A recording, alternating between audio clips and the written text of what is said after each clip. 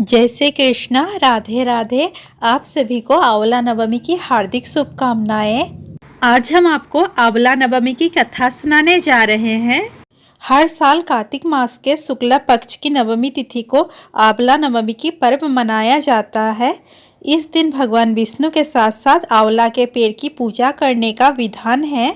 माना जाता है कि इस दिन आंवला के पेड़ की विधिवत पूजा करने के साथ सपरिवार पेड़ के नीचे बैठकर भोजन करने से सुख समृद्धि की प्राप्ति होती है और हर रोग दोष और भय से छुटकारा मिल जाता है। माना जाता है कि इस दिन आंवला के पेड़ की पूजन करने के साथ साथ इस कथा का श्रवण जरूर करना चाहिए। ऐसा करने से भगवान विष्णु के साथ साथ माता लक्ष्मी अति प्रसन्न होती है। आइए आप कथा श्रवण करते हैं। बहुत समय पहले एक सेठ था। वो हर साल आंवला नवमी के दिन ब्राह्मणों को आंवले के पेड़ के नीचे बिठाकर भोजन कराता था। इसके साथ ही सोना चांदी आदि भेंट में देता था।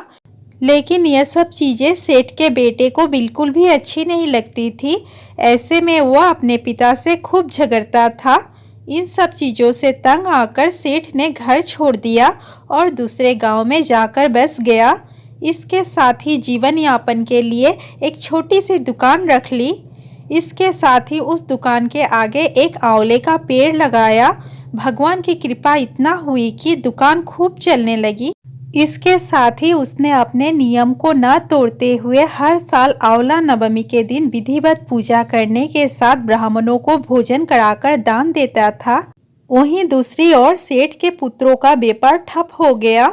ऐसे में सेठ के बेटों को समझ आने लगा कि वह अपने पिता के भाग्य से ही खाते थे। अपनी गलती समझकर वे अपने पिता के पास गए और अपनी गलती की माफ़ी मांगने लगे। फिर पिता के कहने के बाद उन्होंने भी आंवले के पेड़ की पूजा करनी शुरू की और दान करने लगे। इसके प्रभाव से सेठ के बेटों के घर पहले की तरह खुशहाली आ गई और सुख समृद्धि के साथ रहने लगे। यह थी आंवला नवमी की पहली कथा। आइए आप दूसरी कथा श्रवण करते हैं। प्राचीन समय में एक राजा था। उसका पर्ण था। वो हर रोज 1.25 मन आंवले दान करके ही खाना खाता था। इससे उसका नाम आंवलिया राजा पड़ गया। एक दिन उसके बेटे बहू ने सोचा कि राजा इतने सारे आंवले रोजाना दान करते हैं, इस प्रकार तो एक दिन सारा खजाना खाली हो जाएगा। इसलिए बेटे ने राजा से कहा कि उसे इस तरह दान करना बंद कर देना चाहिए। बेटे की बात सुनकर राजा को बहुत दुख हुआ और राजा रानी महल छोड़कर बियाबान जंगल में जाकर बैठ गए। राजा रानी आंवला दान नहीं कर पाए और पर्ण करने के कारण कुछ खाया नहीं। जब भूखे प्यासे 7 दिन हो गए तब भगवान ने सोचा कि यदि मैंने इसका पर्ण नहीं रखा और इसका सत नहीं रखा तो विश्वास चला जाएगा। इसलिए भगवान ने जंगल में ही महल, राज्य और बाग बगीचे सब बना दिए और ढेरों आंवले के पेड़ लगा दिए। सुबह राजा रानी उठे तो देखा कि जंगल में उनके राज्य से भी दुगुना राज्य बसा हुआ है। राजा रानी से कहने लगे, रानी देख, कहते हैं सत मत छोड़े, सुरमा मत छोड़िया पत जाए, सत की छोड़ी लक्ष्मी फिर मिलेगी आए। आओ नहा धोआ कर आंवले दान करे और भोजन करे। राजा रानी ने आंवले दान करके खाना खाया और खुशी खुशी जंगल में ही रहने लगे। उधर आंवला देवता का अपमान करने व माता पिता से बुरा व्यवहार करने के कारण बहू बेटे के बुरे दिन आ गए। राज्य दुश्मनों ने छीन लिया। दाने दाने के मोहताज हो गए और काम ढूंढते हुए अपने पिताजी के राज्य में आ पहुँचे। उनके हालात इतने बिगड़े हुए थे कि पिता ने उन्हें बिना पहचाने हुए काम पर रख लिया। बेटे बहू सोच भी नहीं सकते कि उनके माता पिता इतने बड़े राज्य के मालिक भी हो सकते हैं। सो उन्होंने भी अपने माता पिता को नहीं पहचाना। एक दिन बहू ने सास के बाल गुथते समय उनकी पीठ पर मस्सा देखा। उसे यह सोचकर रोना आने लगा कि ऐसा मस्सा मेरे सास के भी था। हमने यह सोचकर उन्हें आंवले दान करने से रोका था कि हमारा धन नष्ट हो जाएगा। आज वे लोग न जाने कहाँ होंगे।